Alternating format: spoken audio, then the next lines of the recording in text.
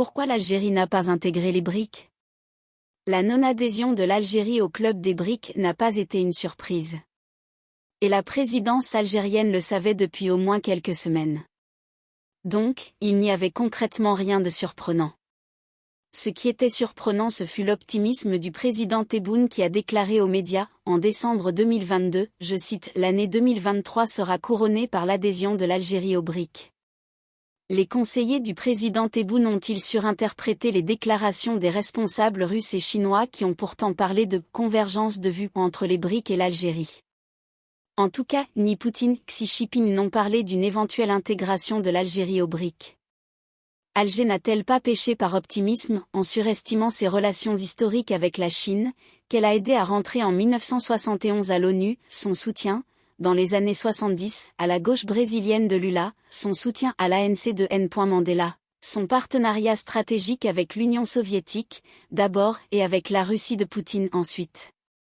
Pourtant, ce qui a échappé à Alger est que les BRIC ne sont ni un club idéologique anti-impérialiste, ni une régénération de l'organisation des pays non alignés, mais plutôt un groupement de pays hétéroclites qui veulent échapper au monde unipolaire et à l'hégémonie défavorable du dollar américain.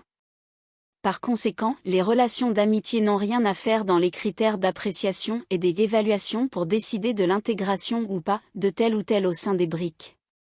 Sur le plan strictement économique, en dépit des efforts fournis ces derniers temps par l'Algérie, il n'en demeure pas moins que le produit intérieur brut de l'Algérie est 20 fois inférieur à celui de l'Inde et de 10 fois inférieur au PIB du Brésil. Par ailleurs, un Algérien sur 2 travaille dans le secteur informel.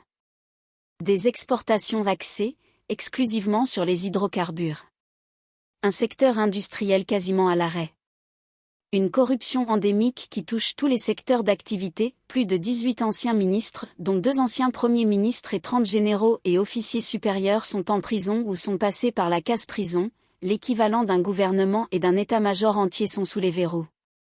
Ce qui dénote l'ampleur de la corruption qui ronge, tel un cancer, les centres décisionnaires administratifs, politiques ou militaires de la République algérienne, en dépit de tous ces facteurs négatifs qui disqualifient de fait l'intégration de l'Algérie au BRIC, le président sud-africain Cyril Ramaphosa a fait des pieds et des mains pour arracher à l'Algérie le statut de membre observateur.